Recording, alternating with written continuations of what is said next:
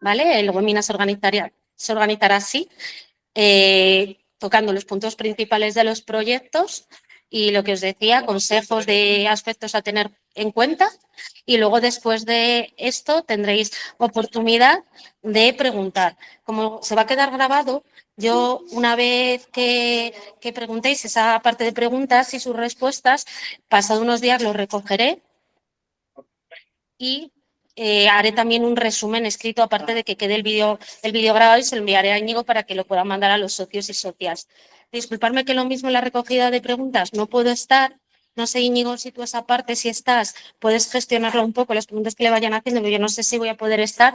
En el caso de estar, lo haría yo. Pero, de todas formas, sea como sea, el documento también lo enviaré. Y nada, muchas gracias. Bueno, me despido desde aquí y nada, Ángel, pues de nuevo, muchísimas gracias. Un abrazo a todos. Pues muy buenas tardes. Como os habéis dado cuenta, Bea, aparte de compañera del área, es amiga, y de ahí la presentación que ha hecho de mi persona. Bueno, como os ha contado, no se trata de solucionar la vida a quien quiera solicitar un proyecto, sino de poner en común pues, las experiencias que he tenido en estos últimos años. El año pasado hicimos este webinario para las 5 asociaciones didácticas específicas. Esta vez se queda solo para ápice, y entonces he tratado de adaptar, aunque la presentación es muy similar, he tratado de adaptar algunas cosas a... algunas, no sé, ¿hay algún micro abierto por ahí? Vale. He tratado de adaptar un poco esto a nuestro contexto, que es la didáctica de ciencias experimentales. ¿Vale? Entonces, sin más preámbulos, nos lanzamos a ello. Ya os digo, la presentación es muy parecida y no puede ser de otra manera, porque es que la convocatoria de este año es casi clavada a la del año anterior, ya que pertenece al mismo plan estatal y, por lo tanto, no puede ser de otra manera. Para empezar, lo que os quería contar es que, bueno, vamos a tratar de abordar cuestiones que están relacionadas tanto con los proyectos como con la evaluación de los mismos, hasta donde la deontología profesional y la confidencialidad con la Agencia Estatal de Investigación lo permitan. Es decir, voy a tratar de contar cosas que normalmente ya son públicas. Es decir, la mayor parte de la información que voy a presentar es pública, a veces es difícil de encontrar, y lo único que he hecho es agruparla, sintetizarla y reelaborarla para su mejor comprensión, y tratar de darle también el toque a partir de las experiencias que he podido tener estos años atrás. Y los comentarios que van a surgir o algunas interpretaciones pues forman parte pues eso, de la experiencia personal como participante en proyectos, bien como equipo investigador, como experto remoto, como experto presencial dentro de la comisión técnica de la que hablábamos anteriormente, de la Agencia Estatal de Investigación. Entonces, lo primero que nos teníamos que plantear, para que todo lo tengamos claro, o sea, qué pasos sigue mi proyecto desde que lo envío hasta que se resuelve. ¿Vale? Tenemos un proyecto. Lo primero que vamos a tener siempre es una revisión interna puesta aquí de la universidad, o del centro de investigación beneficiario de la ayuda. ¿Vale? Puede ser una universidad o puede ser otro tipo de centro. Y en la mayoría de las universidades hay una revisión bastante exhaustiva de los proyectos para ver si cumplen todos los criterios. O sea, es decir, hay una verificación de datos y la propia universidad, no el solicitante, o sea, el IP del grupo, sino es la propia universidad la que hace la verificación, la validación de esos datos y el envío.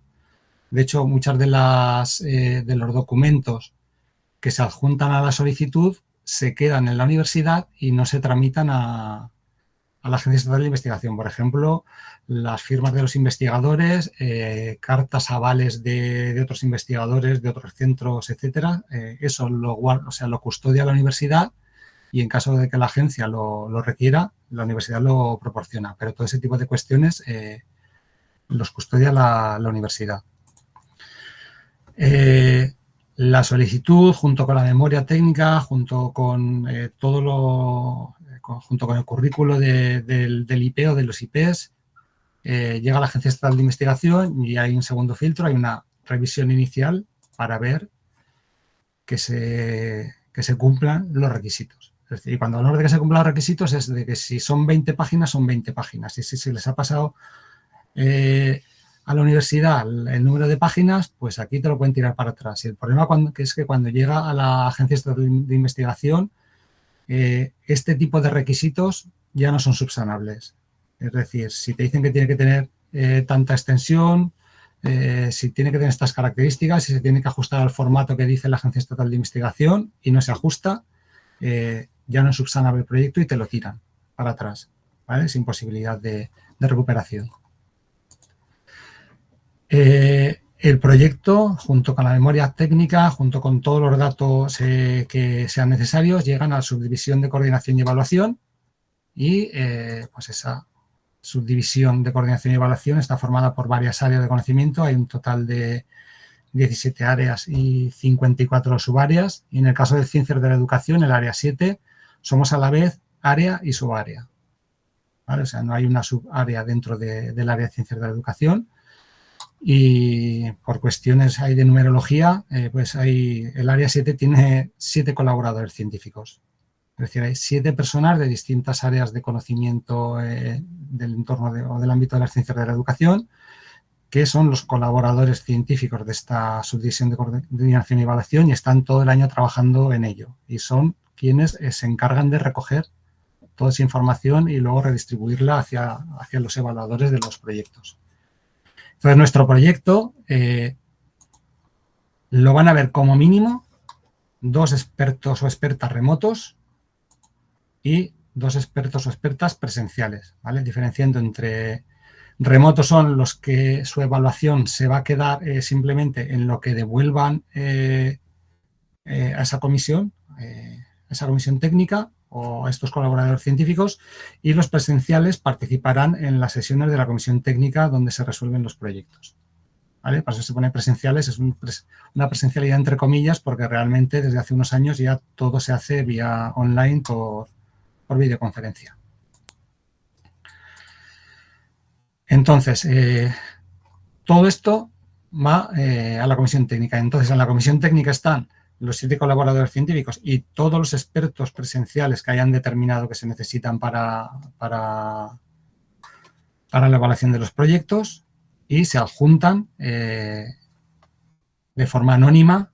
O sea, no es anónima, evidentemente, para los colaboradores científicos, pero sí que es anónima para el resto de los participantes en la comisión técnica. Se incorporan las evaluaciones de los expertos remotos, ¿vale? Entonces, esa comisión técnica, formada por expertos presenciales más colaboradores del área, con esa incorporación de las evaluaciones externas, pues da lugar a un proceso de evaluación.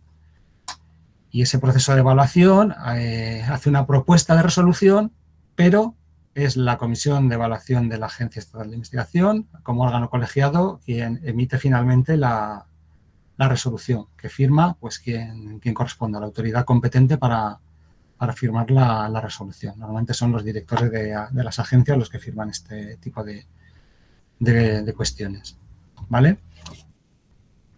Esto es un poco para que contextualicemos el cómo es, o sea, el qué le pasa a mi proyecto desde que lo envío hasta que resuelven. Es decir,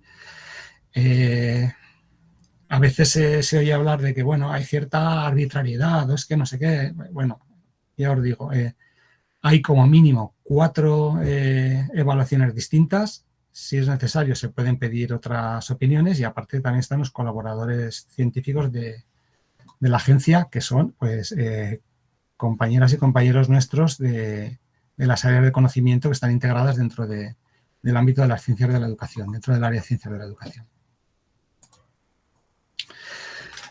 En la convocatoria de este año, la del año 2025, de Proyecto de Generación de Conocimiento, se engloba dentro de este Plan Estatal de Investigación Científica, Técnica y de Innovación, el PEICTI 24-27.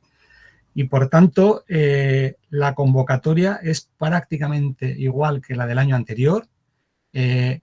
Han eliminado un pequeño tipo de proyectos y han incrementado ligeramente el presupuesto total de la convocatoria. Pero básicamente es lo mismo, porque se tiene que ajustar al plan, a este PEICTI, a este plan estatal, y por lo tanto no es posible que haya modificaciones muy grandes. Entonces, si alguno estuvo el año pasado también en este seminario, verá que hay muchas cosas que son prácticamente iguales porque no pueden ser de otra manera, ¿vale? Y mientras dure este plan, va a ser así.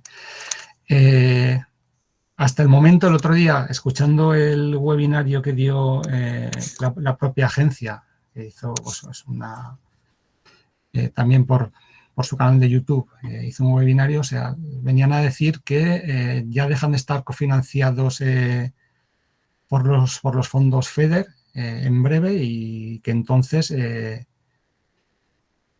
que en función, bueno, que en función de si los proyectos han estado cofinanciados o no cofinanciados por los fondos FEDER, pues hay cuestiones como las prórrogas o no que se pueden aplicar a los proyectos. En los últimos proyectos no se podían aplicar prórrogas, ahora que se van a quedar a cargo exclusivamente de la Agencia Estatal de Investigación, se supone que se volverán a poder pedir prórrogas de los proyectos. Pero bueno, son cuestiones ya de detalles técnicos de la propia agencia. Lo primero que tenemos que tener en cuenta son las modalidades de los proyectos y la convocatoria habla claramente de dos tipos de proyectos. Proyectos de investigación no orientada y proyectos de investigación orientada.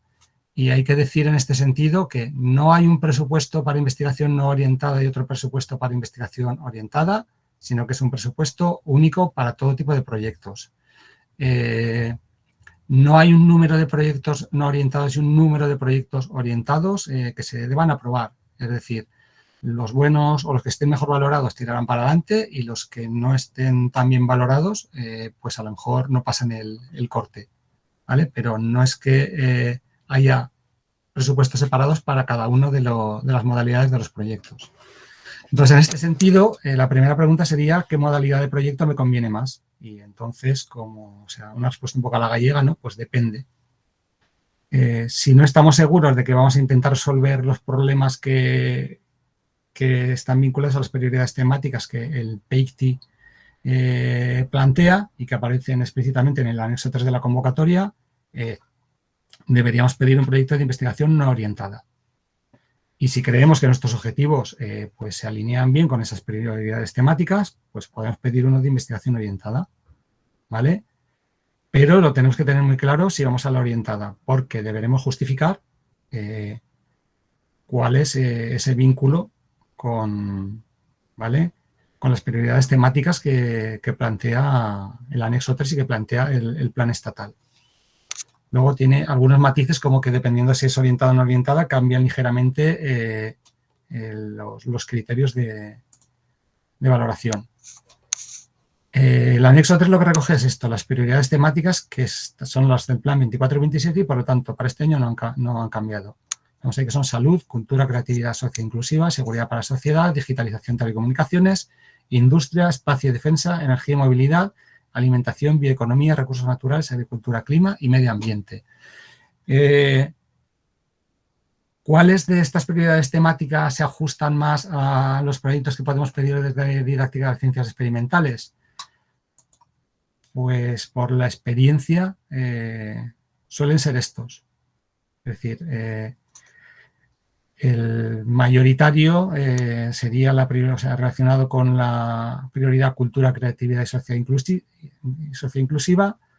En menor medida, digitalización de telecomunicaciones, todo lo relacionado con alimentación, medio ambiente, clima, etcétera. Y en menor medida, pero también aparecen algunos relacionados con la salud. ¿Vale?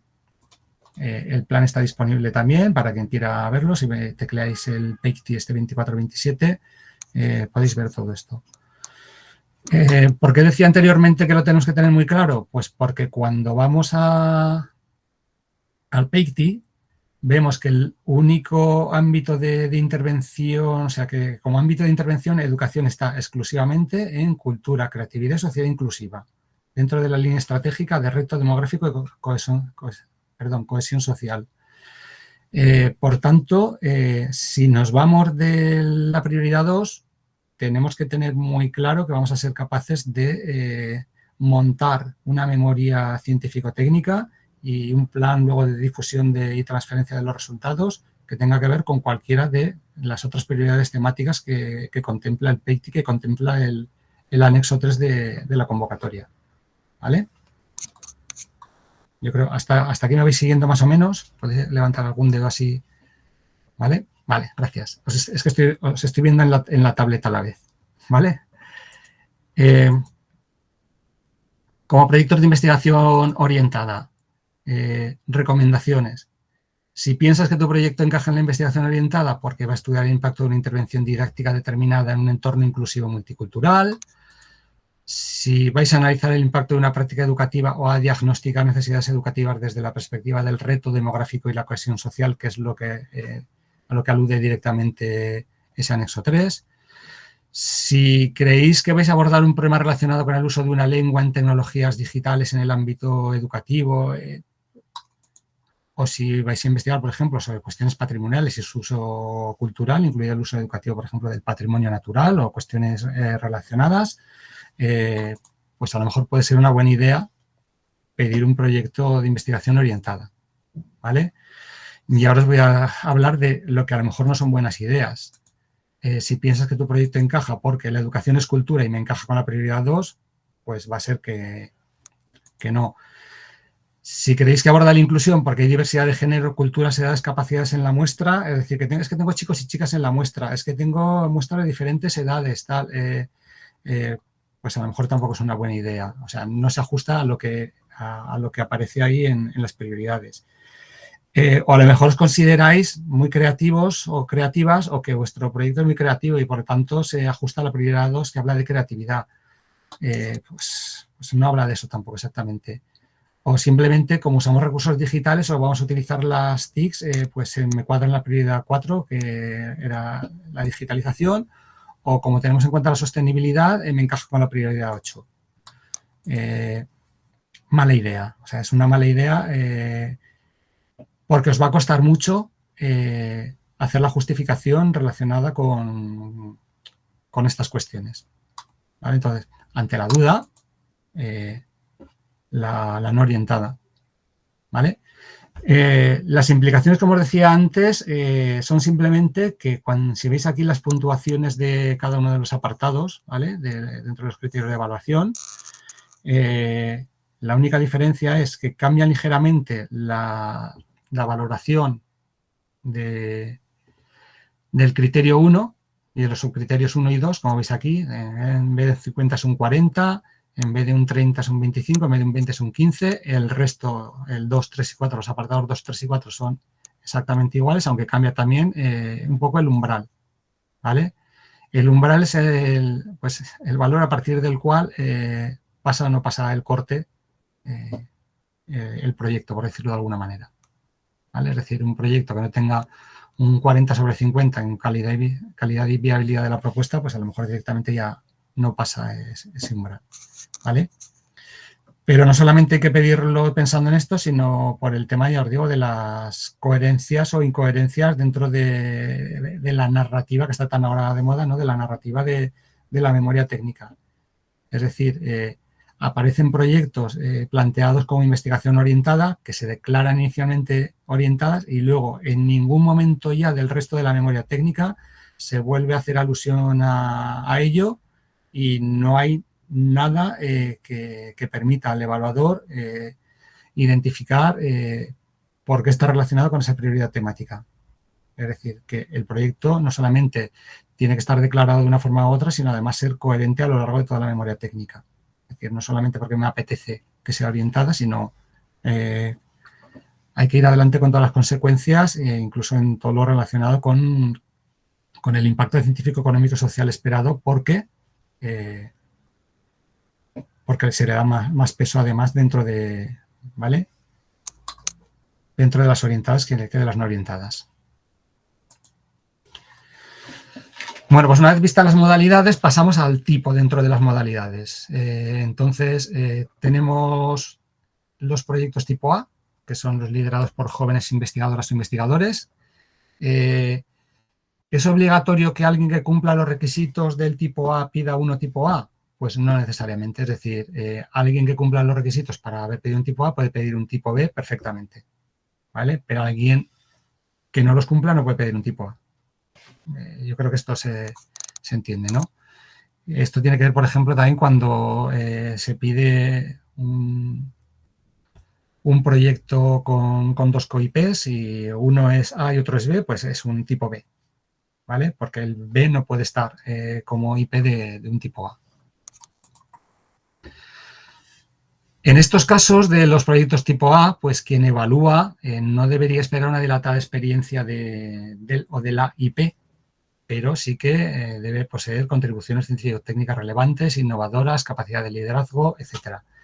Y esas capacidades tienen que estar relacionadas con el área de conocimiento o con el ámbito de las ciencias de la educación, porque te lo evalúan dentro del ámbito de las ciencias de la educación, ¿vale? Cuando hablamos de capacidad de liderazgo, no se pide que haya dirigido muchas tesis doctorales, que haya sido IP de proyectos anteriores, porque si ha sido IP de proyectos anteriores, ya no puede pedir un proyecto tipo A. De hecho, si son de estos de plan nacional o similares, pero la capacidad de liderazgo queda demostrada, por ejemplo, si hay un equipo de investigación potente con una trayectoria consolidada en el área de conocimiento y que haya otorgado la confianza en una persona joven, prometedora, que tiene ya cierto recorrido en el área. ¿Vale? Entonces, no es necesario decir, es que no lo pido, o sea, no soy IP porque es que no he dirigido otros proyectos, no he sido, no tiene nada que ver con eso. Tiene que haber un recorrido dentro del ámbito de las ciencias de la educación en general, o en este caso de la didáctica de las ciencias experimentales, pero no necesariamente, o no se espera que alguien que hace poco tiempo que acabó la tesis doctoral, hace unos años que acabó la tesis doctoral, tenga una trayectoria súper dilatada.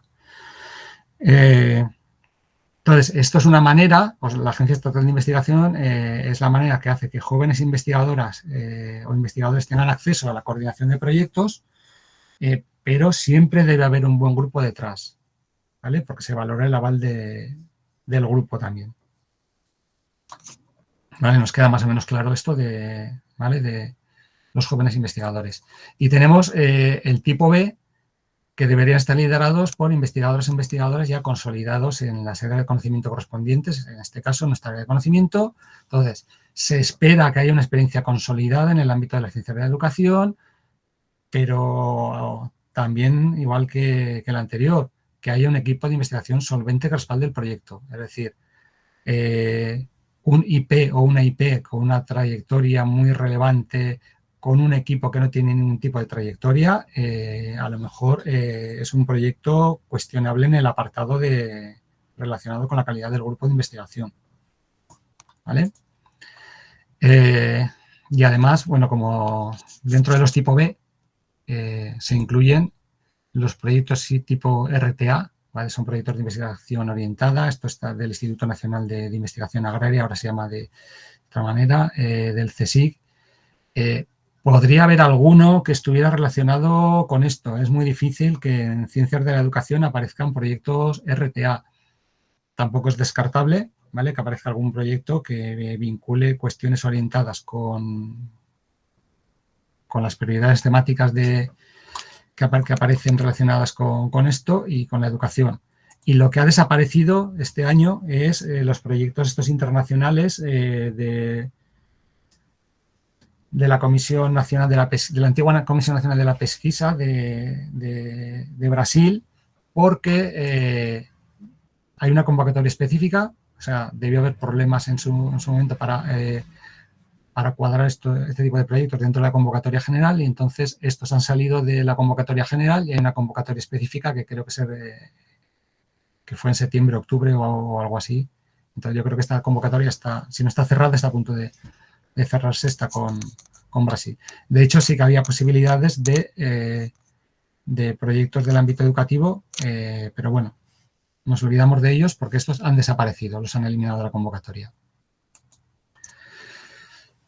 Y luego está la posibilidad de pedir proyectos coordinados, ¿vale? Se pueden pedir proyectos coordinados entre 2 y 6 subproyectos, pero todos tienen que tener la misma modalidad, o todos orientados o todos no orientados. Es decir, no podemos combinar un proyecto coordinado, que unos sean orientados y otros no lo sean, porque es que el objetivo común del proyecto tiene que ser o bien orientado o no orientado. Es decir, se cae un poco de cajón esto, pero bueno, tiene que ser así. Todos a la misma. Entonces, todos los subproyectos tienen que hacer su justificación también sobre las prioridades temáticas, independientemente de que tengan tareas distintas o objetivos específicos distintos, pero tienen que ir alineados hacia la modalidad orientada, si la pedimos orientada. Si no es orientada, puede haber un poco más de versatilidad a la hora de justificar las cosas. Si el proyecto coordinador es tipo B, los proyectos restantes coordinados pueden ser, o subproyectos pueden ser tanto A como B. ¿Vale? Lo que nunca puede ser un tipo A, un tipo A nunca puede coordinar proyectos. ¿Vale? Es decir, no puede ser el tipo A proyecto coordinador. Y no se pueden coordinar, por ejemplo, dos proyectos tipo A, para que nos entendamos. O sea, siempre tiene que haber un proyecto tipo B, y si hay un B y un A, el B es el coordinador de los dos subproyectos. ¿Vale? Como pongo aquí, aunque es poco probable que aparezcan, también si es tipo RTA, el resto de los subproyectos serán de este tipo. Se pide una memoria diferente y justificada para cada subproyecto, es decir, no puede ser la misma memoria con pequeños matices, sino que las memorias tienen que ser diferentes, estar justificado el por qué se piden subproyectos diferentes. Es verdad que habrá una parte común, pero otra parte que necesariamente tiene que ser diferente, porque si no, es mejor pedir un proyecto en el que participan varias universidades, por ejemplo, o varios grupos de investigación. ¿Vale? No tiene sentido que se pida lo mismo por dos lados diferentes, simplemente que vamos a hacer lo mismo en un sitio y en otro. No tiene mucho sentido y de hecho yo creo que se penaliza en este sentido también. Otra cosa que hay que tener clara, si el coordinador no se financia ninguno.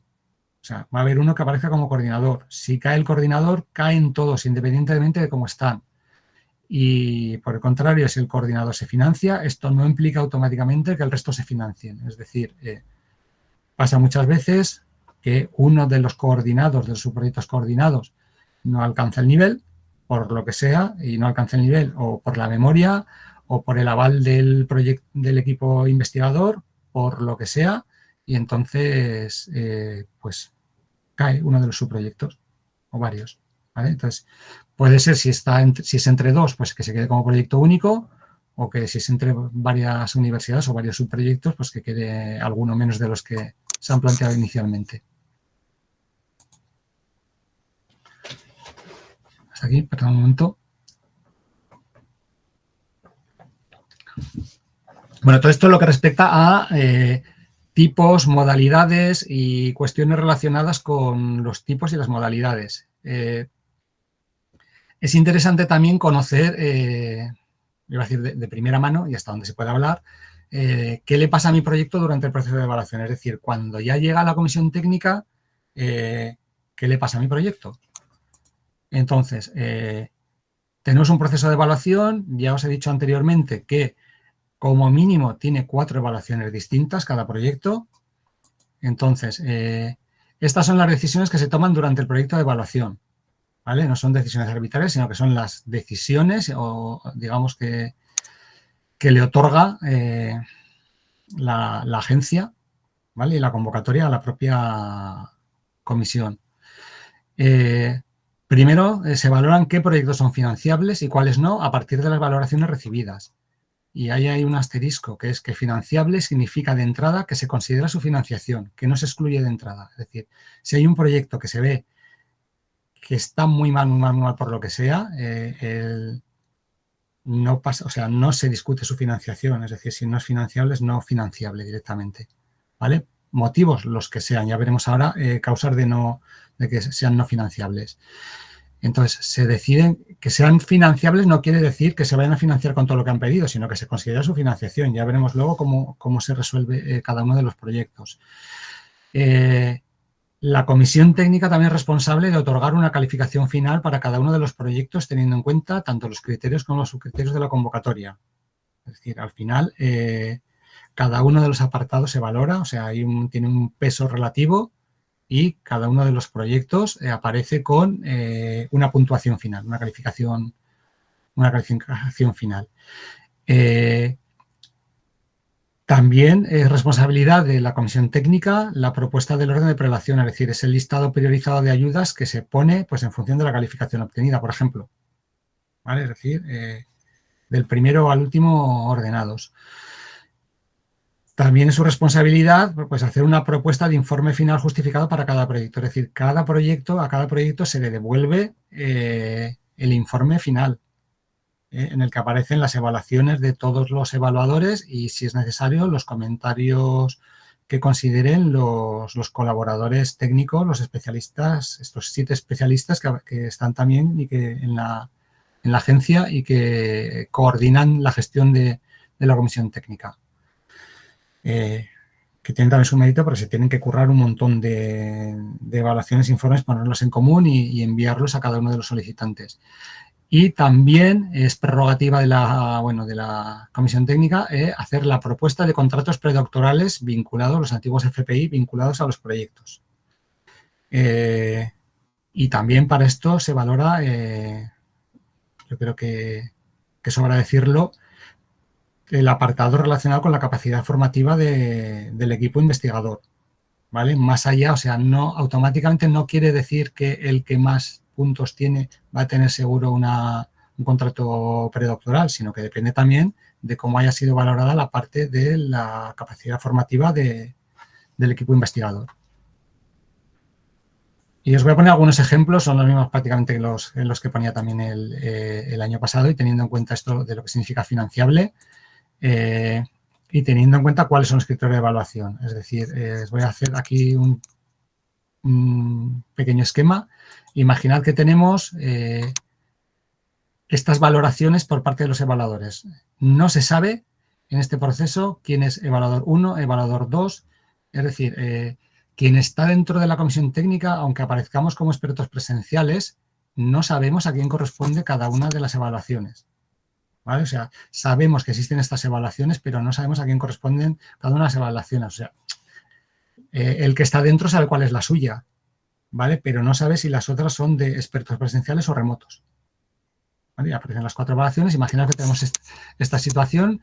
He puesto en verde valoraciones en principio positivas, es decir, valoraciones A, B, que serían positivas.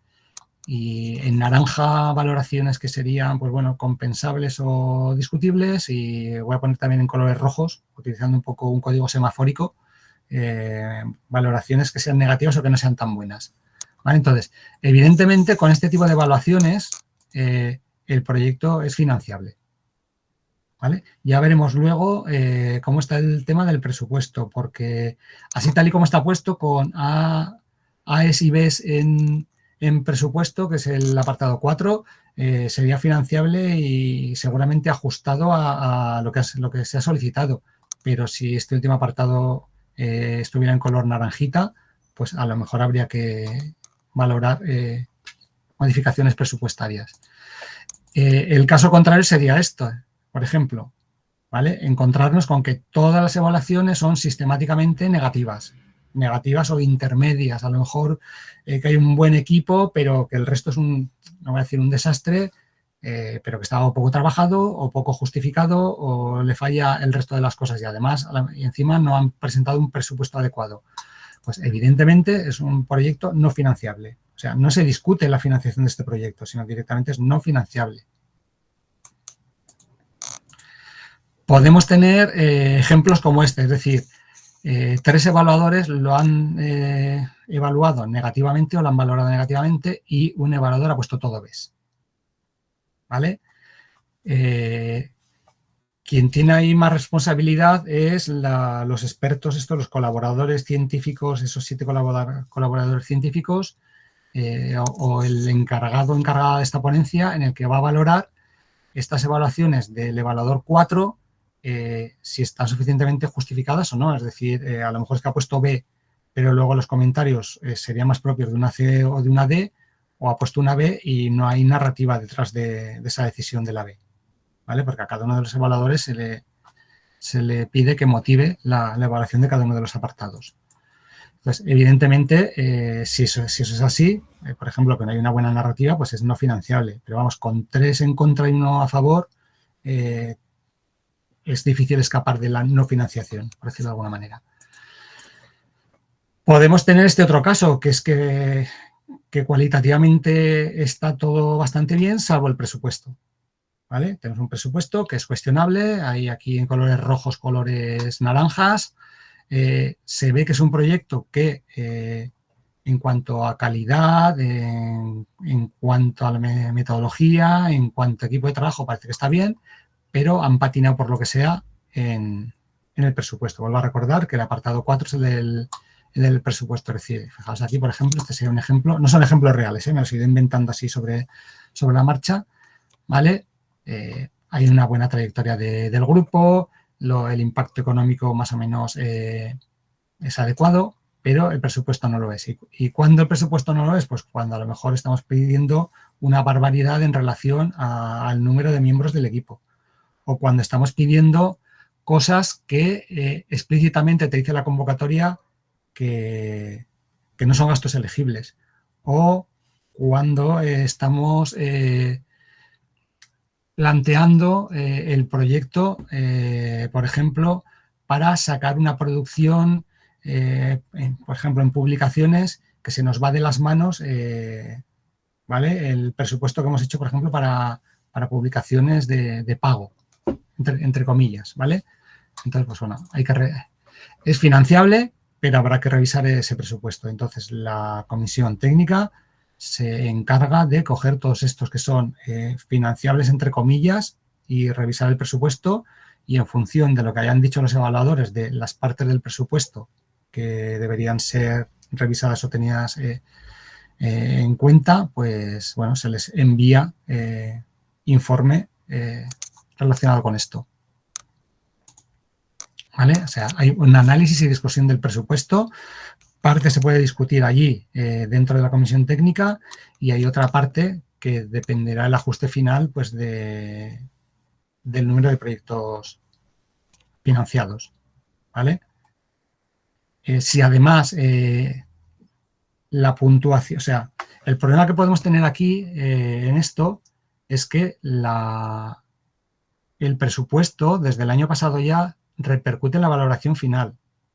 Es decir, si tenemos un mal presupuesto, no solamente es que nos puedan cuestionar el presupuesto, sino que es que a lo mejor no llegamos al corte. ¿Vale? Esto lo tenemos que tener en cuenta. Es decir, no podemos lanzarnos a hacer un presupuesto un poco a lo loco, porque si nos valoran muy mal el presupuesto, seguramente no vamos a pasar el corte, que puede estar en tantos puntos, y nos quedamos por debajo. Y a lo mejor tenemos el resto muy bien y nos hemos cargado el proyecto por un mal presupuesto.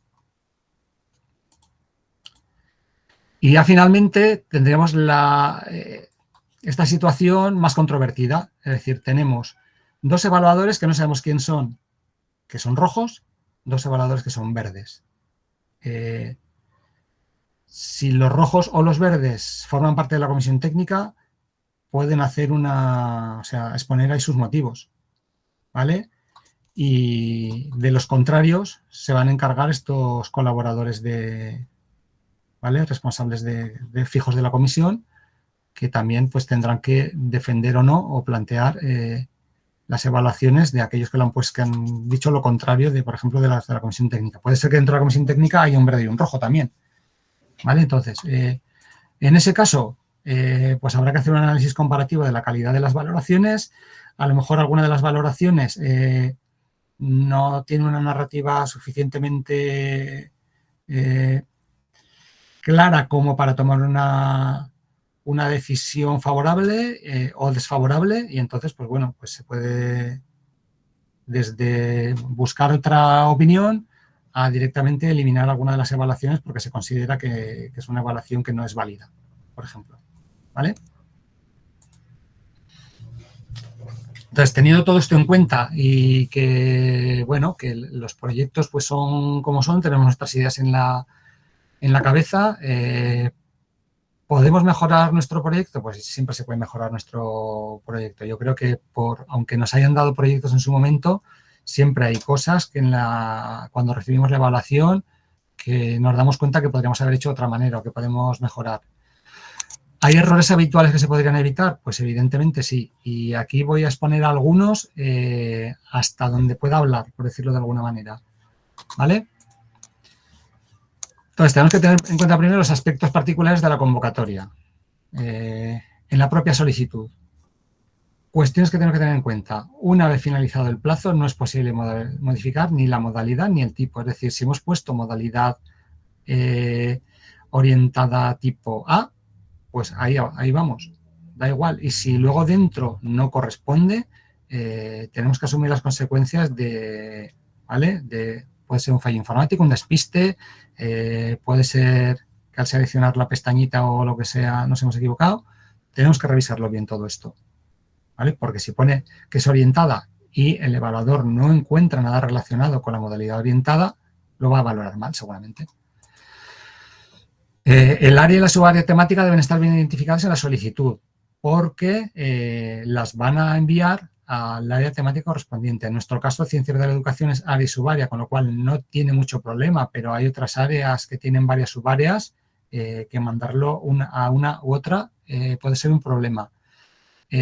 Aún así, yo creo que la agencia tiene capacidad para redirigir, si lo considera oportuno, algún proyecto a otra área, ¿vale?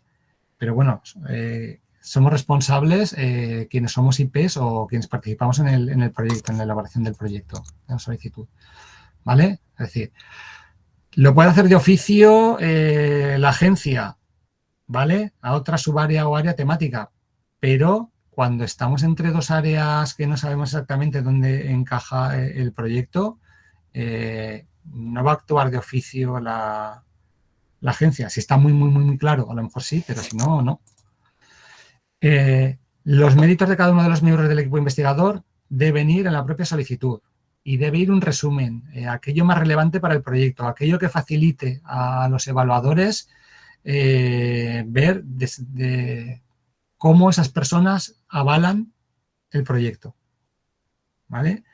No hay que poner ahí cosas que no procedan, porque lo único que hace es al final yo creo que todos hemos evaluado currículos para contratos, para un montón de cosas, artículos, todo tipo de cosas, ya somos mayorcitos todos aquí y sabemos lo cargante que es para un evaluador que te pongan cosas que no proceden simplemente por rellenar, ¿vale? Entonces, vamos a destacar aquello que avala el proyecto.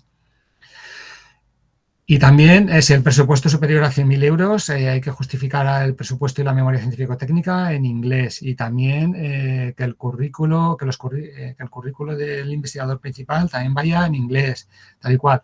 Hay muchos proyectos todos los años de 99.996 euros, 98.745 para hacerlo en español. Pues bueno, vale. Simplemente si es de más de 100.000 euros, en inglés. Es recomendable ponerlo en inglés si es de menor de 100.000. El otro día decía la directora que bueno, por si acaso se manda a alguien extranjero, que podría ser, pero bueno, si no es obligatorio, no es obligatorio, ¿vale? Solamente en aquellos casos que dicte la convocatoria. Sobre la memoria, es decir, la solicitud normalmente nos la miran y remiran en nuestras universidades, con lo cual es una responsabilidad compartida. La memoria es prácticamente responsabilidad nuestra, del IP y de los miembros del equipo investigador, pero al final quien firma y quien envía es el IP o la IP. Si hay un máximo de 20 páginas, pues son 20 páginas sin hacer trampas ni cambiar de letras, espaciados, formatos, etcétera, ¿vale? Y vamos a ir hablando de errores frecuentes en los diferentes aspectos.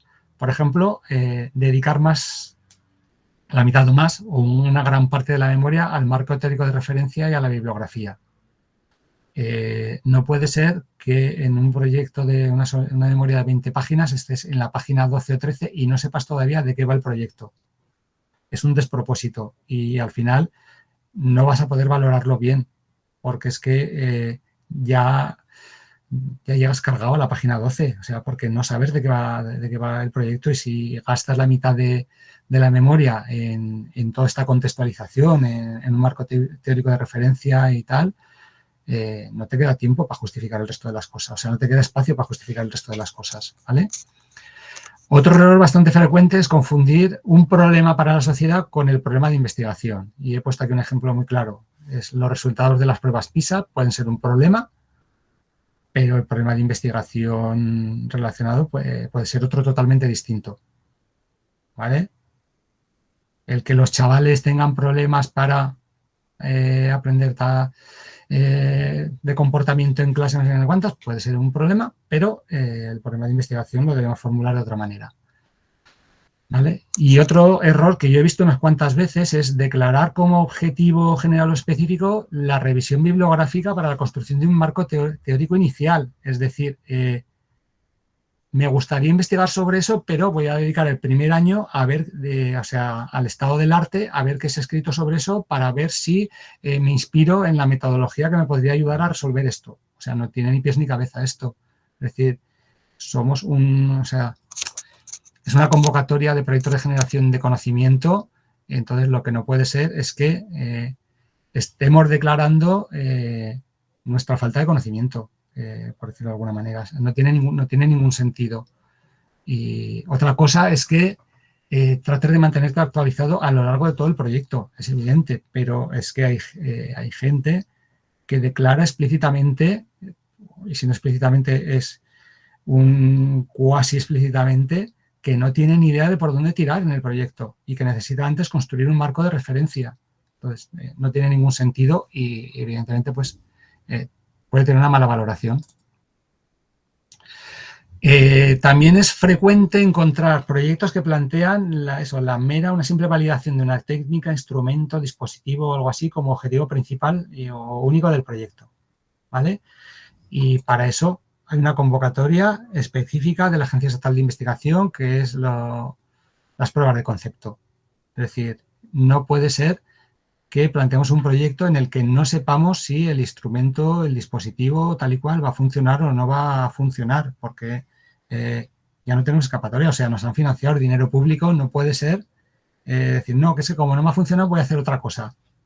No, hay cuestiones específicas, o sea, hay convocatorias específicas para esto y hay convocatorias propias de las universidades, de las comunidades autónomas o incluso del ámbito privado que te puede ayudar, por ejemplo, a la validación de estas cuestiones, ¿vale? Y os digo, la propia Agencia Estatal de Investigación tiene su convocatoria de pruebas de concepto, ¿vale? Entonces, que es una convocatoria, digamos, del ámbito precompetitivo o algo así, y yo creo que es el sitio donde tenemos que ir a hacer las probatinas. Y luego ya con las probatinas hechas vamos a intentar llevarlas a estos proyectos de generación de conocimiento. Más cuestiones relacionadas con la memoria. A veces no se tiene clara la metodología a emplear y muchas veces esto está relacionado con esa falta de marco teórico epistemológico inicial. No podemos decir que se utilizarán métodos cuantitativos o cualitativos en función de lo que vaya apareciendo o que se diseñarán estrategias ad hoc para la investigación. No, podemos diseñar estrategias ad hoc, pero no tan ad hoc como para no hacer explícito nada en la memoria. ¿Vale? Si no podemos decir, ya veremos cómo investigamos en función de lo que vayamos viendo. ¿Vale?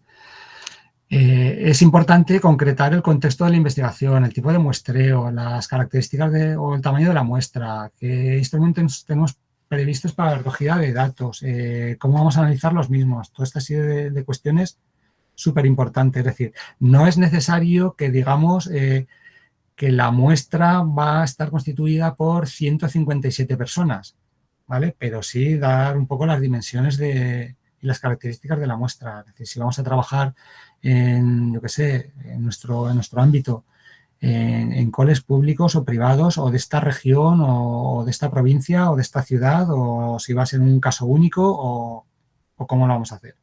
¿Vale? O sea, tener claro cuál es el contexto de la investigación y adaptar un poco la metodología a esto. Y todo lo relacionado con planes de contingencia o similares que a veces se reducen a decir, pues bueno, si no me sale con esto, pues ya me buscaré nuevas muestras o ya pensaré en otros instrumentos. Hay que tener un poco claro que, o sea, que ya os digo que es dinero público y no podemos ir a las bravas ahí si no me sale ya pensar en otra cosa, ¿no? Porque se supone que te van a financiar para hacer algo en concreto. Más cuestiones. Y esto se ve con bastante frecuencia también. señalar como responsables, y digo aquí a veces únicos, de determinadas acciones del proyecto a alguien contratado con cargo al proyecto o incluso al contratado predoctoral. Y el proyecto debe ser viable con el equipo de investigación, incluso aunque no haya contratados adicionales, aunque no tengas un contratado predoctoral o si te recortan el presupuesto porque dicen, no, es que necesito 60.000 euros para pagar a un contratado externo que va a hacer esto. Esto, ostras, ¿y lo demás qué vais a hacer? ¿Vale? A veces se señala la necesidad de un contrato técnico para coordinar los equipos de investigación y trabajo del proyecto. Digo, entonces, ¿para qué están los IPs y las IPs? ¿Vale? Y a veces es con esa función única, o sea, alguien que se dedique eso a coordinar, a elaborar las memorias, a no sé cuántas, que está muy bien, que sabemos que es mucho trabajo, pero el reconocimiento final de esto es del IP o de la IP, ¿no? Y ya os digo, tiene, o sea, el proyecto, o sea, o la solicitud y la memoria tienen que no depender de estas contrataciones externas o de los predoctorales. ¿Vale? O luego, por ejemplo, también es típico justificar la necesidad de un contrato técnico con unas características muy concretas, es decir, necesitamos contratar a esta persona porque es la única en el mundo que sabe hacer esto y luego tiene todo tipo de responsabilidades, es decir, es un miembro más del equipo de investigación y no queda claro, ¿vale? Cuando luego está la descripción de las tareas, es decir, no, tú lo que quieres es contratar a una persona, o sea, a esta persona en concreto, ¿vale? Para integrarla en el grupo en el equipo de investigación, en el equipo de trabajo o donde sea, ¿vale? Voy a hablar aquí del equipo de investigación o trabajo indistintamente, ¿vale? Entonces, no es una buena idea, suelen ser errores frecuentes pues que a veces pues, no son bien valorados porque parece que hay cierta ilusión de responsabilidades por parte de los IPs o de miembros del proyecto. A veces olvidamos también que los contratados predoctorales son figuras en formación y a veces se obvian las acciones formativas y únicamente les asignamos acciones de investigación y a veces incluso solo de recogida y análisis de datos. Es decir, tiene que haber un plan de formación del contratado predoctoral. Es decir, no puede ser que en la memoria no aparezca nada con las acciones formativas. Y en el caso de solicitar un contratado o contratada, pues de estos predoctorales, pues debe quedar clara la capacidad formativa del grupo. Es decir, que haya tesis previa, resultados de las mismas, trayectorias personales interesantes de los egresados del doctorado, quiero decir. Hay que señalar en qué programa de doctorado concreto se integraría, qué acciones formativas concretas están previstas, estancias, congresos, posibles publicaciones, etcétera. No podemos decir, como señalo aquí, realizar una tesis doctoral en la Universidad X y desarrollar tareas relacionadas con el proyecto solicitado. Y con eso ya está. O sea, no. O sea, hay que... O sea, si queremos tener un contratado predoctoral, debemos dejar claro que apostamos por una persona y por la formación de esa persona. ¿Vale? No vale con decir ya veremos lo que le ponemos. Más cuestiones de la propia memoria. A veces confundimos este plan de comunicación y difusión de resultados del proyecto con plantear como objetivo del proyecto la organización de un congreso o la edición de libros. ¿Vale? No tiene ningún sentido. O sea, que sea el objetivo prioritario del proyecto. Otra cosa es que dentro del proyecto pues se planteen este tipo de cuestiones. No, o sea, a veces nos encontramos con que se plantea el proyecto como financiación de cosas, como financiación para la divulgación o difusión de resultados que ya tienen. Es decir, ya tenemos una experiencia previa, ahora queremos organizar un congreso internacional, no sé cuántas, queremos invitar a gente del otro lado del charco o queremos hacer el handbook de referencia de tal y cual, ¿vale? Y que vale un pastizal porque me lo va a editar Springer o me lo va a editar quien sea y entonces en tapadura ¿vale? Y vamos a gastar porque tenemos que contratar también a especialistas en cuantas y necesitamos 50, 60, 70.000 euros para este tipo de acciones. No tiene sentido. Es de generación de conocimiento, los proyectos son de generación de conocimiento. Bueno, y finalmente, relacionado con el presupuesto, Este año la cantidad total de ayudas es de 700 millones de euros. Hay, como decía antes, 19 áreas temáticas, 54 subáreas y ciencias de la educación es área y subárea. Es decir, no somos una de 19, sino contad que somos una de 54. Y ni siquiera podemos tener la ilusión de que nos toque el 54avo de los 700 millones de euros. No. Creo que el año pasado había 4 millones y pico, o anterior, 4 millones y pico a 5 millones de euros para todas las ciencias de la educación. Yo no sé si hay alguien aquí que sepa cuánto va a haber este año, pero me imagino que siendo que solamente ha aumentado en 25 millones de euros el presupuesto total, no va a haber mucha diferencia con los años anteriores. Como os decía anteriormente, el presupuesto forma parte del conjunto de contenidos evaluables, es un 10% del total y un mal presupuesto puede acercar el proyecto. Entonces, no es una buena idea, porque era una práctica habitual hace ya unos años, incrementar la cantidad pensando que ya recortarán. Es decir, vamos a ajustar la cantidad porque si la hacemos justa igual nos dan todo lo que hemos pedido. ¿Vale? Antes, hace unos años, se priorizaba el dar a lo mejor más proyectos aunque les recortásemos a todos, pero ahora siendo además que también el presupuesto es evaluable dentro de la calificación final, ¿vale? Ya aparece ya en la calificación final. Es mala idea lo de pedir por pedir, pensando que nos recortarán, porque nos jugamos el proyecto. O a lo mejor hay algún apartado que no está muy bien justificado y te tiran el apartado entero y te dicen, bueno, ahora si quieres lo haces con esto. Has pedido 97.000 euros, pero 70.000 eran relacionados con este aspecto que no queda claro y no está bien justificado. Te planteamos el proyecto con 27.000, por ejemplo. ¿Vale? Tenemos que prestar mucha atención a los conceptos financiables. La convocatoria dice claramente cuáles son los conceptos financiables y a veces damos por supuestas algunas cosas y esto va a repercutir en el presupuesto. Es decir, a veces aparecen en el presupuesto cosas que te dice la convocatoria claramente que no son gastos elegibles. Por ejemplo, los costes de publicación y difusión de resultados no podrán exceder el 25% de los costes directos de ejecución. Entonces, no podemos decir que de 60.000 euros vamos a dedicar 40.000 a publicación y difusión de resultados. No, porque excede ese 25%.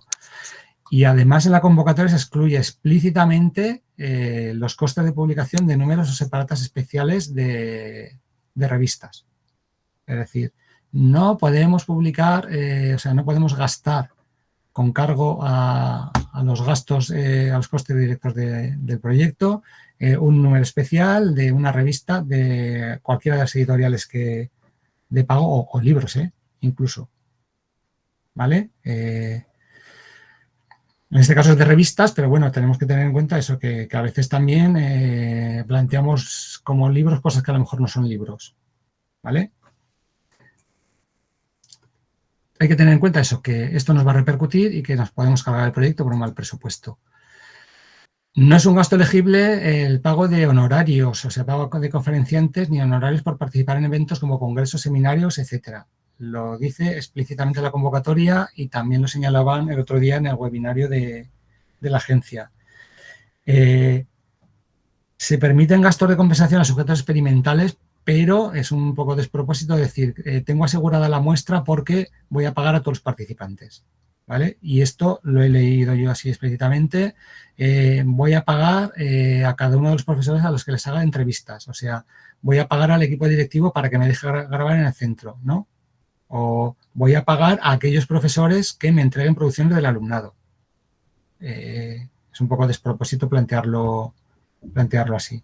Yo creo que la compensación a sujetos experimentales está más bien destinada a otros ámbitos del conocimiento. Por ejemplo, se me ocurre a mí todo lo relacionado con el ámbito médico, sanitario, etcétera, y no tanto el pagar al equipo directivo para que te deje grabar en su centro. ¿Vale? Es posible financiar la subcontratación de actividades y hay un máximo, es decir, el 25% de la cuantía total. puede ser que necesitemos una aplicación informática específica, un análisis especializado, es decir, en lugar de comprar Atlasti, se me ocurre, por decir un programa para el último año tal y cual del proyecto, nos sale más rentable pagar a alguien que tenga el Atlasti y que nos haga el análisis. Podría estar justificado, ¿vale? O porque estamos utilizando pues, un equipamiento del que no disponemos, pero conocemos a una empresa que lo tiene o otra universidad o el servicio servicios de apoyo a la investigación que tienen las universidades, ¿vale? Que de alguna manera es una subcontrata, aunque sea interna. Son cargos internos, pero también no deja de ser una subcontrata de actividades. Y luego tenemos que tener en cuenta que la cuantía total de los costes directos se puede usar para cualquier gasto considerado elegible en la convocatoria. Es decir, no hemos previsto esto y ahora lo necesitamos. Si es un gasto elegible, se puede utilizar. Lo que no podemos nunca es trasvasar costes directos, o sea, de costes directos a indirectos o viceversa, ¿vale? Los costes indirectos son los que se quedan las universidades para pagar aquellas cosas que no aparecen explícitamente en la convocatoria. Se me ocurre que en las últimas, por ejemplo, a lo mejor no te pagan el parking cuando vas a un congreso, ¿vale? No te lo pagan como costes directos, pero lo puedes llevar a costes indirectos. O la agencia de viajes ha encontrado alojamiento en la ciudad a la que voy de congreso o voy a hacer una visita o lo que sea, que excede los valores máximos del Real Decreto tal de dietas y alojamientos y todo esto. Pues bueno, pues te pueden cargar hasta el máximo en costes directos y aplicarte el resto en costes indirectos. Este tipo de cuestiones funcionan así, ¿vale? Pero que si necesitamos un ordenador o una cámara de vídeo o yo qué sé, cualquier cosa y que no estaba presupuesto inicialmente, lo podemos gastar. ¿Que vamos a ir a más congresos de los que pensábamos inicialmente? No hay ningún problema tampoco, ¿vale? Lo vamos a traer de otro sitio, pero no hay ningún problema. Y luego, para más información, tenéis el webinario que hicieron el otro día, que fue un poco el ir repasando toda la convocatoria y luego una parte final de preguntas. Subieron también en PDF la presentación de esa convocatoria, que es esto que aparece aquí debajo. Vídeos de años anteriores también aparecen por ahí y de otras convocatorias. Y muchas de las cuestiones que os he planteado aparecen en el procedimiento general de la evaluación y en todo lo relacionado con las áreas temáticas o incluso en la propia convocatoria. Es decir, no son ocurrencias, sino que son cuestiones que aparecen en la propia convocatoria. ¿Vale? Y entonces, ya que lo interesante de esto es que abramos turno para intercambiar experiencias o para hacer preguntas, pues bueno, pues yo creo que vamos a dejar aquí la presentación. Como os digo, muchas gracias por estar ahí detrás de la pantalla. Mucho ánimo, buena suerte, que se necesita en estos casos, o justicia, o lo que sea. Y ya dejo de presentar y yo creo que, no sé si Bea a Íñigo, pasamos a preguntas, si lo consideráis. Gracias. Sí, Ángel, perfecto. Y muchísimas gracias por la presentación, como siempre, que la verdad que con todos los detallitos, trucos, consejos, yo creo que será de mucha ayuda para todos los que estamos aquí. Un poquito por avisar, la sesión se sigue grabando con la intención de que sea de utilidad para los demás socios y socias. En principio, nuestra idea es seguir grabando porque todas las preguntas y todo lo que vayáis a plantear seguro que son dudas que tienen otras personas. Si os parece, seguimos con la grabación. Me parece que es lo que estaba comentando Elia por aquí. Perfecto. Y nada, si queréis, podéis intervenir ahora mismo, nada, pidiendo vez y habláis directamente al micro e interactuáis con Ángel o podéis plantear preguntas a través del chat, como prefiráis. La idea un poco también, como ha comentado Ángel, que bueno, puede haber cuestiones más particulares, compartir experiencias, dudas, inquietudes. Estáis planteándoos, pues no sé, o bueno, Ángel ha aclarado un poco lo de las convocatorias y orientada, no orientada, tipo A, tipo B, pero seguro que hay un montón de otras cuestiones que os pueden surgir, entonces es vuestro turno, así que adelante.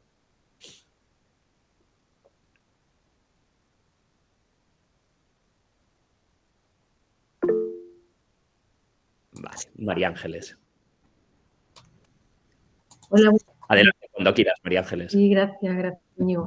Bueno, muchas gracias, Ángel, por estar aquí este año también ayudándonos con esta tarea. Nada fácil.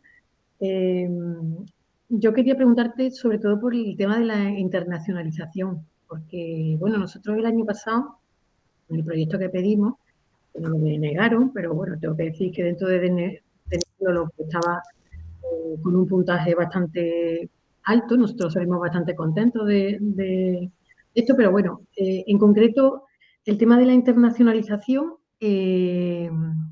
no nos quedó claro, porque nosotros llevábamos profesores de otras universidades, pero creo que eso fue más una crítica que un beneficio, porque nos cuestionaban los evaluadores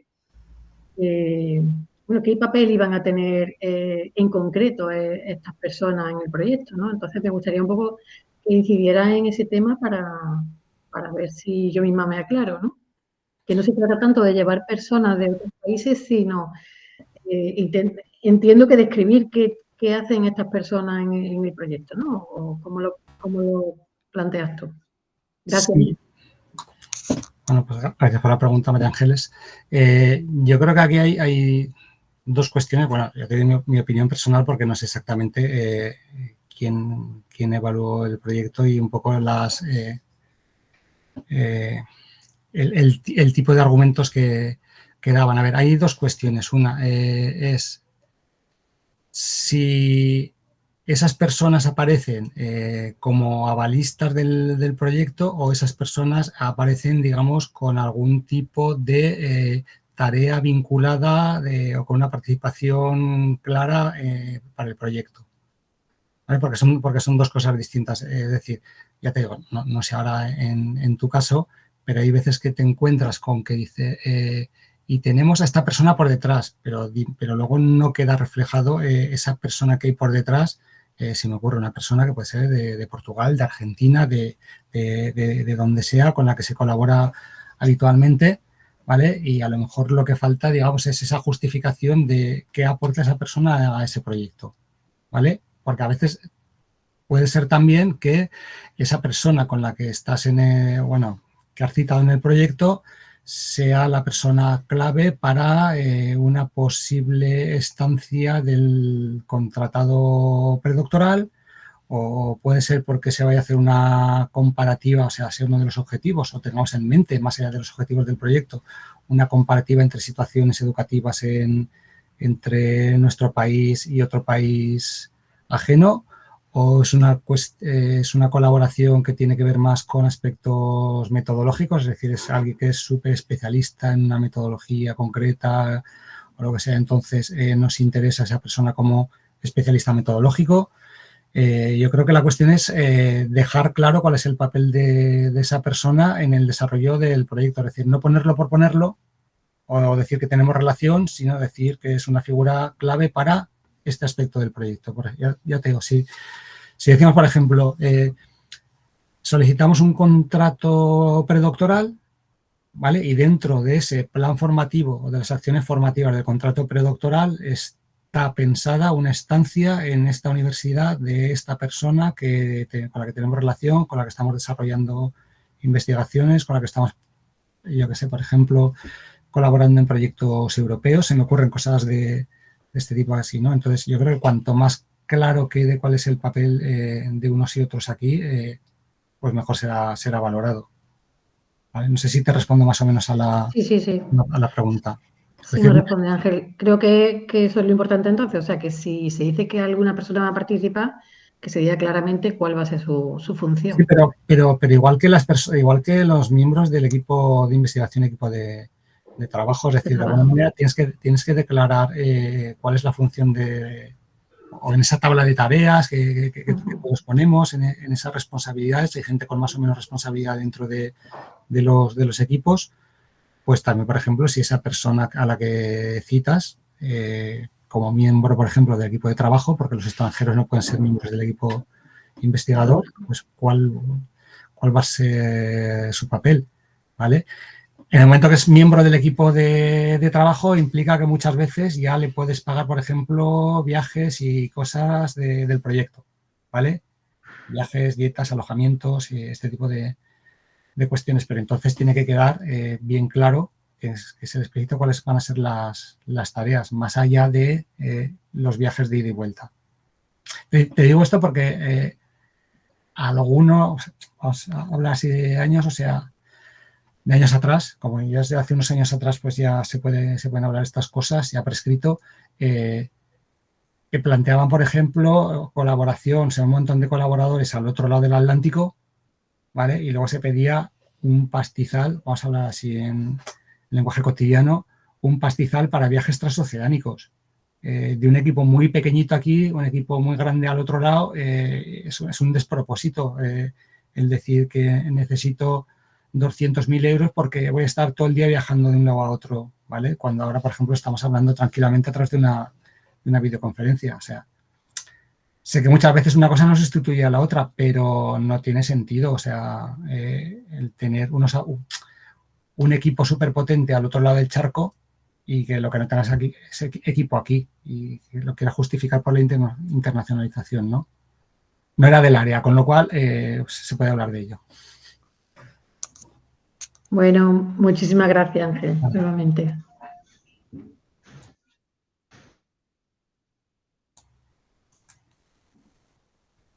¿O ha quedado todo muy claro o es que...? No, y hay una pregunta en el chat que si queréis os la lanzo yo.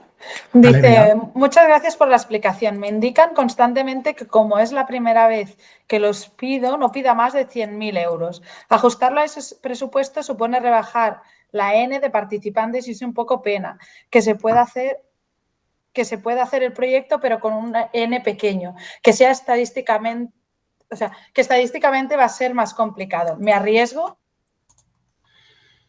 Yo creo que no depende de si es la primera o la última vez lo de los 100.000 euros. O sea, si está justificado, pide 100.000 euros o 120.000, ¿vale? Porque si los gastos son o sea, están justificados 120.000 euros de gastos, pues se piden.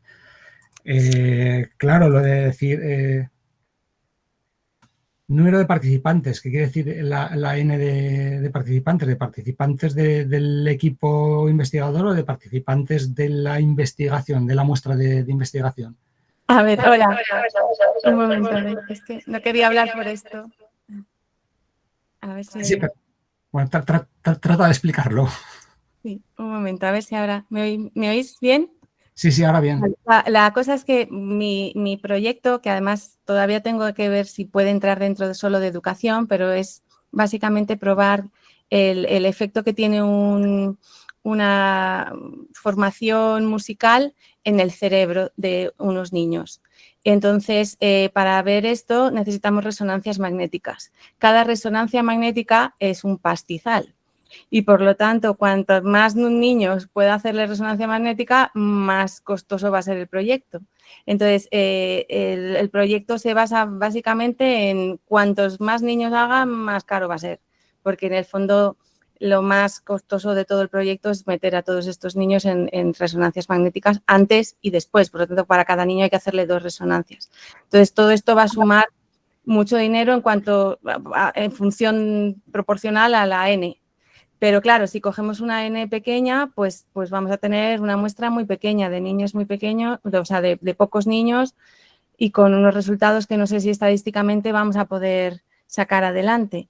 Pero claro, tampoco quiero arriesgarme a pedir 300.000 y que no me los den porque he pedido demasiado. Y es que constantemente encuentro gente que me dice, uy, si es la primera vez que los pides, no pidas más de 100 porque no te van a dar, porque es la primera vez. Entonces esa es mi duda, ¿no? Si me arriesgo y aumento la N o hago una cosa más pequeñita y luego si sale bien para otra vez ya se lo hago a más gente, no lo sé. No sé, cualquier cosa que te diga me voy a equivocar, ¿eh? Y no puedo decir que esto lo negaré ante un juez porque se está grabando, entonces la he liado, entonces ya te digo que... a ver, aquí se plantean dos situaciones, o plantearlo como un estudio piloto en el que pongamos a prueba esto que quieres conocer, y entonces tenemos una N más pequeñita, y esa N... Perdona, pero es que ya el piloto ya lo tenemos, ya lo hemos hecho con 20. Ah, vale, entonces ya, si ya tenéis el piloto... Claro, ahora queremos extrapolar, hacer Bueno, más. pues si tenéis resultados del piloto y el piloto ha funcionado bien y Sí. puede dar, por ejemplo, unos resultados satisfactorios y interesantes y tal, y pedís porque a partir del piloto, que ya lo tenéis incluso a lo mejor publicado, o como mínimo tenéis ahí unos resultados esperanzadores, yo no veo problema en pedir dinero. Pero ya te digo, basta que te diga esto para que te digan justo lo contrario. Pero si hasta el piloto no tiene sentido volver a hacer otro, o sea, pedir menos para que parezca otro piloto. Porque es que te van a decir que para eso están o las pruebas de concepto o que pidas un piloto. Vale. A lo mejor puedes decir, pues mira, necesitamos N y pedimos un proyecto, por ejemplo, de 4 años en vez de 3. Entonces pedimos más dinero porque lo que necesitamos realmente, para lo que necesitamos el dinero es para hacer las pruebas y se justifica un poco entre el tiempo más las pruebas y tal. Pero bueno, ya te digo, que, Manuela, que cualquier respuesta... hay gente que a lo mejor evaluadores que dirán, ah, qué bien, está el piloto, es prometedor y adelante con lo que pida, teniendo en cuenta que lo que tenemos para repartir es lo que hay. ¿Vale? O puede ser que te digan, no, mira, has pedido 200 o 300.000, prueba con 150.000. Puede ser también que te digan alguna cosa de estas, no lo sé. O sea, la última decisión está en manos de esa comisión que es la que al final toma la decisión. Vale, gracias.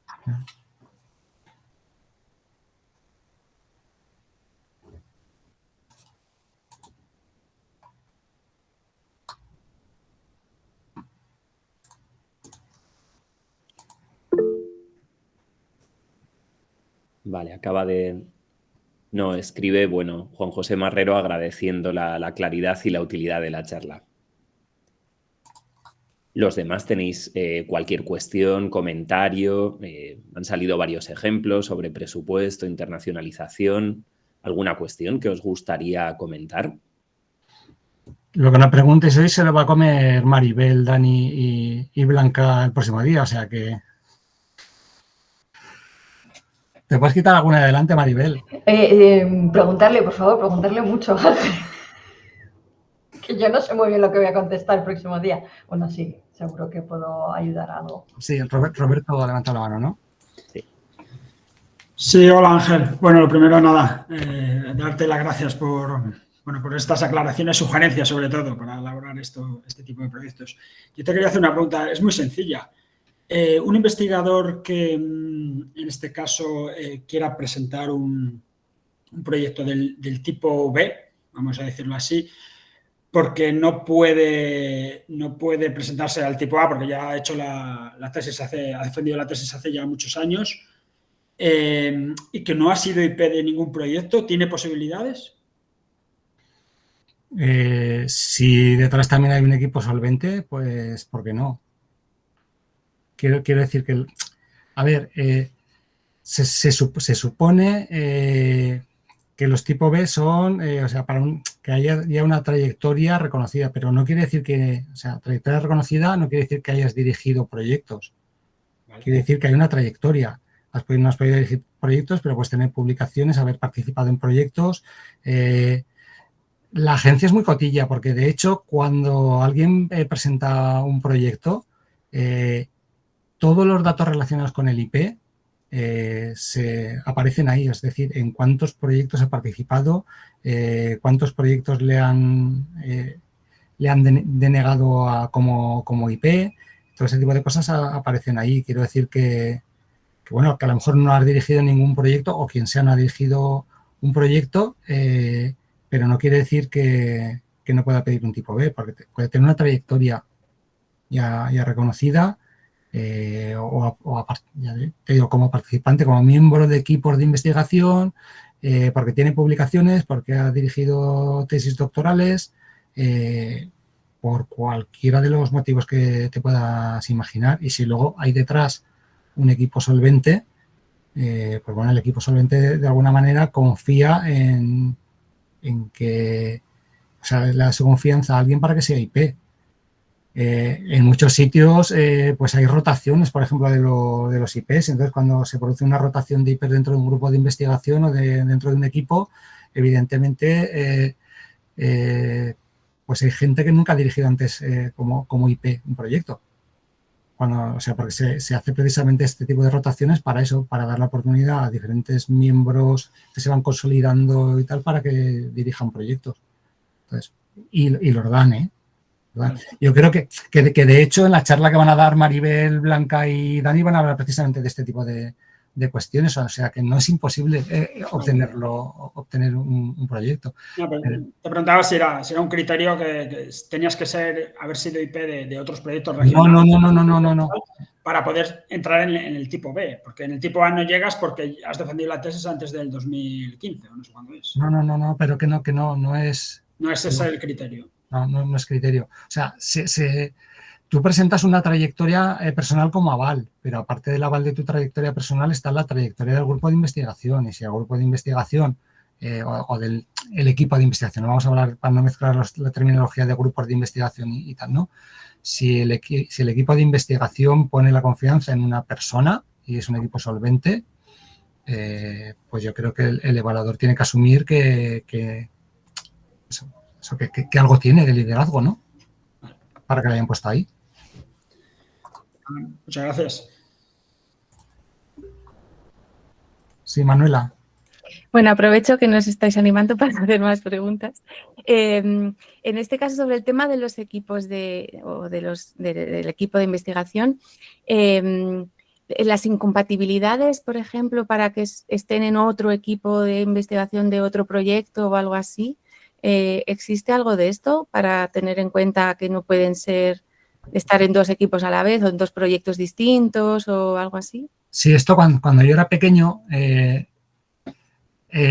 participabas a tiempo completo, a tiempo parcial, ¿vale? Con dedicación parcial o dedicación exclusiva en los proyectos. Ahora esto ha cambiado y el único que tiene dedicación exclusiva es el IP o la IP del proyecto. Y si son co-IPs, pues los dos co-IPs del proyecto. El resto de miembros del equipo investigador no tienen ningún tipo de incompatibilidad. Pueden estar en dos proyectos, hasta en dos proyectos distintos de las convocatorias de la agencia o convocatorias similares que sean equiparables o homologables a las de la agencia, ¿vale? Pero las únicas personas que tienen incompatibilidad para estar en dos proyectos son las IPs o los IPs de los proyectos. Claro, pero por ejemplo, alguien que esté como colaborador del equipo, pero que sea IP de otro, no podría estar, claro, porque es incompatible con su otro. Claro, no puede estar. Siempre y cuando el proyecto acabe con posterioridad al 31 de agosto del 2026. Quiero decir que si es un proyecto que acaba el año que viene, no hay ningún problema porque se supone que no se solapan los tiempos de los dos proyectos, ¿vale? Pero si eres IP de un proyecto no puedes estar nunca en otro. Es el drama de o las IPs de los proyectos. ¿Vale? Y el resto sí que pueden estar en dos. Vale, y aprovecho ya y os pregunto también, si está como colaborador, ¿se le puede pagar por su trabajo? Como colaborador significa como miembro del equipo de trabajo. Eso es, sí, como miembro del equipo. Como miembro del equipo de trabajo, o sea, no hay distinciones entre el equipo investigador y el equipo de trabajo a la hora de recibir los beneficios económicos del proyecto. Evidentemente, esto se refiere, por ejemplo, a pagarle dietas, alojamientos, gastos de inscripción a congresos, todo este tipo de cuestiones. Lo que no puedes, por ejemplo, es, a ver, no puedes, entre comillas, no puedes comprarle un ordenador portátil y dárselo al miembro del equipo de trabajo como tal, porque tiene que estar, o sea, imagínate un miembro del equipo de trabajo que no pertenece a tu universidad o que es ajeno a todo esto, ¿no?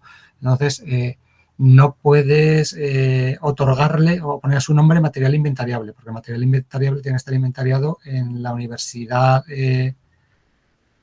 o en la que gestiona o en una de las universidades colaboradoras, ¿vale? Pues se puede comprar también material para las universidades colaboradoras. Si tienes, aparecer ahí inventariado, tiene que haber una persona responsable de esa universidad. El resto de cuestiones de gastos de inscripción a congresos, de alojamientos, de todo ese tipo de cuestiones, sin ningún problema. No, me refiero, por ejemplo, a si necesito un estadístico para... Hombre, pero eso es otra cosa diferente. Si necesitas un estadístico, eso es una subcontrata. pero ¿le podría integrar como miembro del equipo o no? Pero entonces no le puedes pagar como estadístico. Eso, entonces, o entra por un lado o le pagas por otro. Claro, o sea, tú lo que no puedes pagar es a alguien del equipo honorarios. Vale. De ningún tipo, o sea, pero sí que puedes subcontratar a una persona. Entonces, si tú quieres contratar a un estadístico, contrata a un estadístico y le pagas al estadístico. ¿Vale? Aquí, no sé, no podemos aquí hablar de contabilidad B y cosas, o de contabilidad creativa porque sería una irresponsabilidad, ¿no? Pero yo creo que si alguien necesita una asesoría técnica o lo que sea, yo creo que está contemplado, igual que una traducción especializada o igual que cuando te planteas hacer una página web, tú estás pagando a alguien externo. Vale, de acuerdo. Pues muchísimas gracias. ¿No?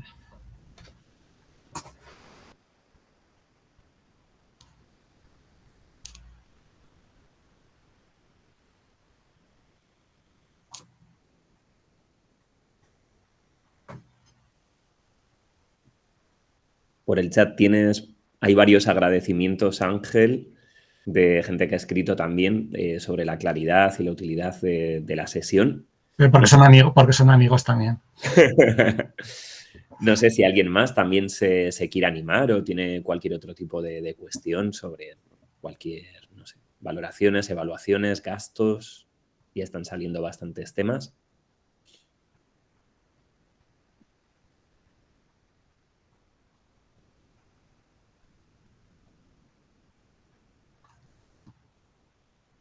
Que si no, lo que quede para Maribel, o sea que al día 4. Eso para el correo, tú mismo. No, a ver, la verdad es que el año pasado luego tuve unos cuantos mensajes porque hay gente que a lo mejor no se atreve a plantear cuestiones así muy concretas de o sea, con toda paz, soy una persona pública, por decirlo de alguna manera, es fácil encontrarme, o sea, os pongo si queréis aquí mi correo electrónico, ¿vale? Usadlo con prudencia. Os lo pongo aquí en el chat, espera, a ver, estoy hablando en mayúsculas. Si alguien quiere hacerme alguna consulta de alguna cosa muy, muy concreta, no tengo ningún problema. Y si alguien tiene mi teléfono y me quiere llamar, pues le contestaré o no, dependiendo de las intenciones que vea. Dependiendo de la caja B, de contestarás o no. Sí.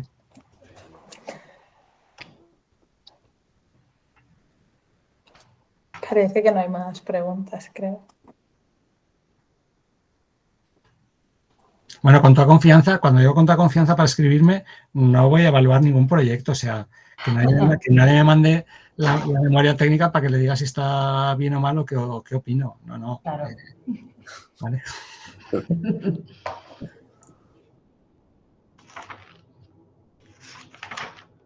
Bueno, pues, Bea, no sé si quieres intervenir. Nada, lo siento mucho que he tenido que estar quitándome y poniéndome por motivos personales, así que agradezco muchísimo la asistencia a todos los que habéis estado aquí. También, bueno, a Ángel, que como bien ha dicho es amigo, pero bueno, de verdad que no es porque sea amigo, es que creo que es un gran investigador. He disfrutado porque la parte de que has hablado sí que la he podido ver.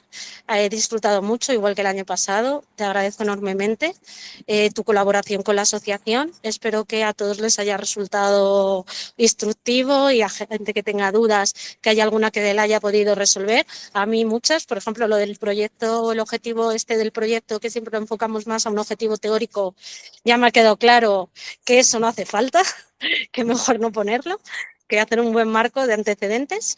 Ojo, pero que esté justificado, o sea, que no sea una Claro, ocurrencia. por eso, un buen marco de antecedentes, bien justificado por la problemática del proyecto. Y nada, que muchas gracias, Ángel, de verdad, por tu compromiso con la asociación, con la investigación y didáctica de ciencias y con todos nosotros. Pues Y al resto, muchas gracias por vuestra asistencia. Como está grabado, recogeré todo y las preguntas y las respuestas para que haya un documento, ¿vale? Perdonad, es que estoy en la calle. Muchas gracias. muchas gracias a todas y a todos. Gracias. Gracias, Ángel. Gracias, Ángel.